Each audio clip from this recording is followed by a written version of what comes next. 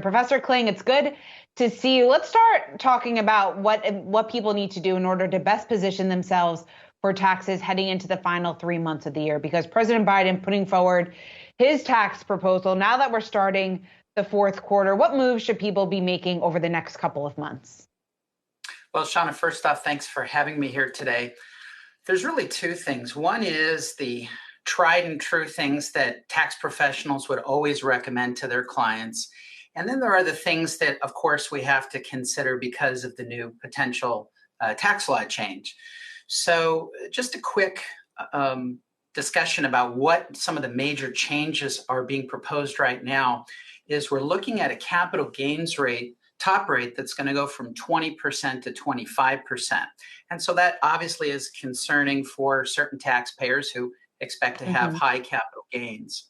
We've also got the top tax bracket going from 37% to 39.6%, a 3% surtax on incomes over $5 million. And one of the big controversial ones right now is the lowering of the estate tax exemption. So in terms of year-end planning, the tried and true things that people would do are things such as maximizing your 401k contribution, considering Roth IRA conversions, and just considering where your capital gains are going to fall. And Professor, just in terms of, I guess, how you're looking at specific positions right now, coming off what was a pretty volatile month of September, certainly a lot of uncertainties going forward. Just how has your line of thinking changed, or has it changed at all as a result of what we've seen play out over the last couple of weeks?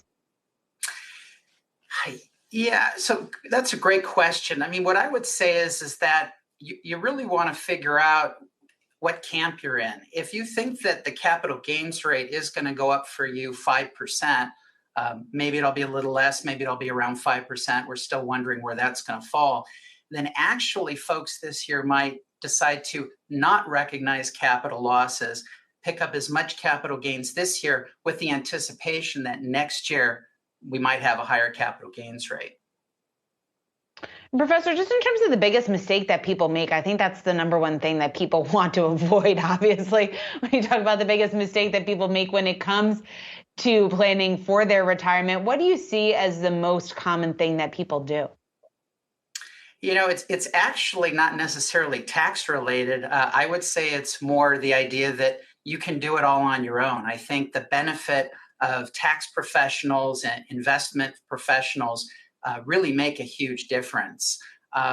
Maybe aside from that, it's just the idea of not maximizing their available contributions, whether that's an individual retirement account, a Roth IRA, or again, participating in some sort of employer-sponsored plan like a defined contribution plan, defined benefit plan, or a 401k plan.